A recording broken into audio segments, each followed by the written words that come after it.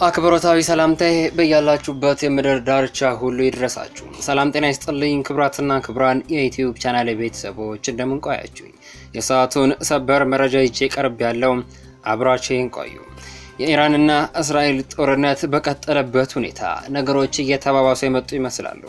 ኢራን የእስራኤልን የስለላ ድርጅት ሞሳድ ዋና መስሪያ ቤት ወይንም ሄድኳርተርን በሚሳኤል መምታቷ ተዘግቧል። የዋና መስሪያ ቤት ህንጻውም በከፍተኛ ሁኔታ በእሳት ሲቀጣጠል ታይቷል። በኢራን ዋና ከተማ ቴሄራንና በእስራኤል ዋና ከተማ ቴል አቪቭ የሚኖሩ ነዋሪዎች ደግሞ ከተማቸውን ለቀው እየወጡ እንደሆነ ታውቋል። መንገዶች ከተማውን ለቀው በሚወጡ ተጓዦች ተጨናንቀዋል።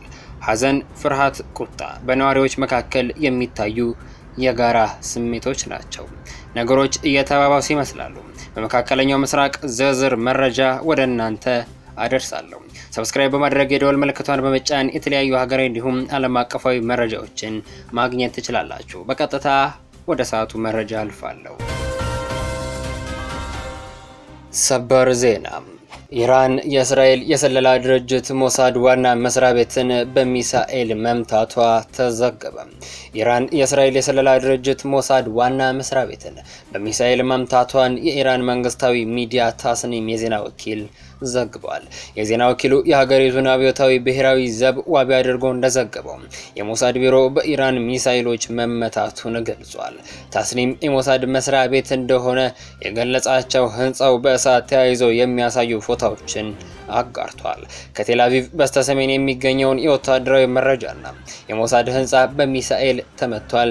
የኢራን አብዮታዊ ብሔራዊ ዘብ የኤሮስፔስ ተዋጊዎች ከፍተኛ ውጤት ለማምጣት ባነጣጠረ ዘመቻ ምንም እንኳን ከፍተኛ የላቀ የመከላከያ ስርዓቶች ቢዘረጉ የወታደራዊ ስለላ ማዕከሉን መተዋል ሲል የዜና ወኪሉ በቴሌግራም ገጹ ላይ አጋርቷል።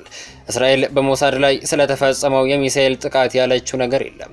የእስራኤል መንግስት በጣለባቸው እገዳዎች ምክንያት አንዳንድ በጥቃቱ ኢላማ የተደረጉ ስፍራዎችን በተመለከተ የሀገሪቱ ሚዲያዎች ሊዘግቡ አይችሉም ሲል ከቢቢሲ ዘገባ ተመልክቻለሁ።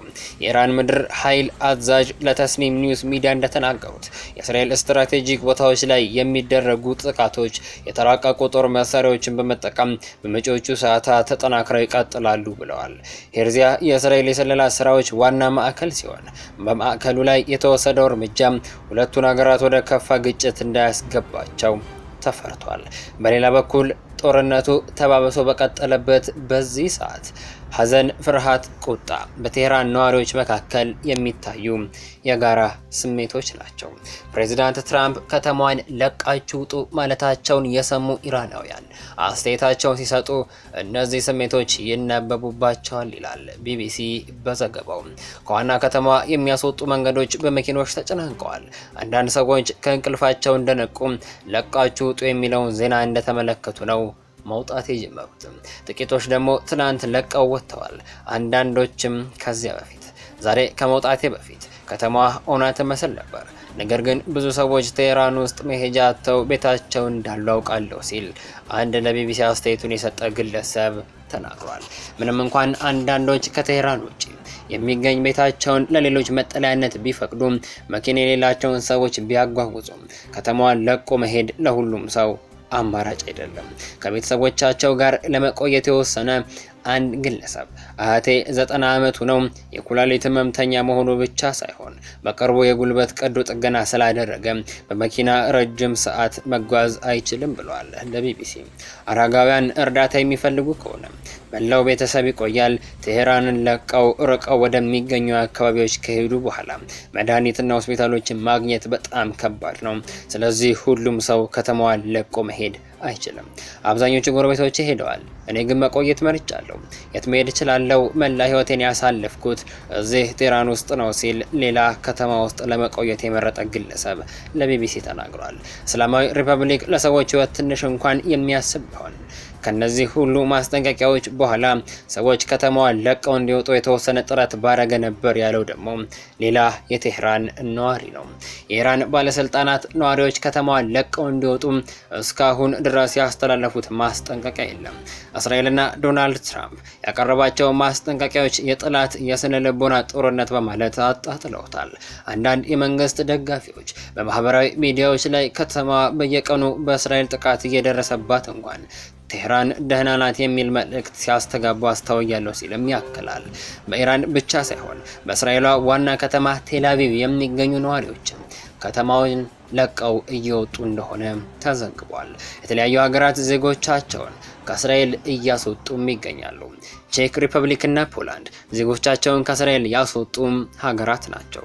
የቼክ ሪፐብሊክ መከላከያ ሚኒስትር ጃና ሰርኖቶቫ መንግስት ማክሰኞ ማለዳ 66 ሰዎችን ከእስራኤል ማስወጣቱን ተናግረዋል። አብዛኞቹ የቼክ ዜጎች ሲሆኑ የሌላ ሀገር ዜግነት ያላቸው ዘመዶቻቸውም ይገኙበታል ተብሏል። ሰኞ አመሻሽ ላይ ተጨማሪ 14 የቼክ ዜጎች የስሎቫክ መንግስት ባዘጋጀው አውሮፕላን ውስጥ መቀላቀላቸው ተገልጿል። ከዚህ በተጨማሪም 11 የቼክ ዜጎች ደግሞ የስሎቫክ መንግስት ለዜጎቹ ባዘጋጀው አውሮፕላን ዛሬ ያሳፍራሉ። የፖላንድ ውጭ ጉዳይ ሚኒስትር ራዶስላው ሲኮርስኪ ትላንት ከ300 በላይ ዜጎቻቸው ከእስራኤል ለቀው እንዲወጡ መጠየቃቸውን ተከትሎ እየተዘጋጁ መሆኑን ተናግረዋል። ረቡዕ ረፋድ ላይ በግብጽ በኩል ዜጎቻቸውን ለማስወጣት መዘጋጀታቸውን ምክትል የውጭ ጉዳይ ሚኒስትሯ ሄንሪካ ሞስኪካ ዴስትሪ ሲናገሩ፣ ሁለተኛ ወታደራዊ አውሮፕላን ደግሞ ሐሙስ በዮርዳኖስ ከአማን ተጨማሪ ዜጎችን ያስወጣል ብለዋል።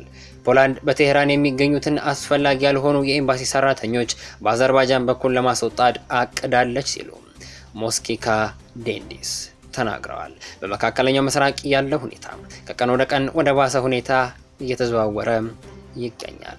ተጨማሪ መረጃዎች ሲወጡ ተከታትዬ ወደ እናንተ የማደርስ ይሆናል። ለአሁን ያስኩላችሁ መረጃ በዚያ በቃ። በቀጣይ በሌሎች አዳዲስ መረጃዎች ተመልሰን እስክንገናኝ በያላችሁበት የምድር ዳርቻ ሁሉ ያማረና የተዋበ ጊዜ እንዲሆንላችሁ ተመኘው።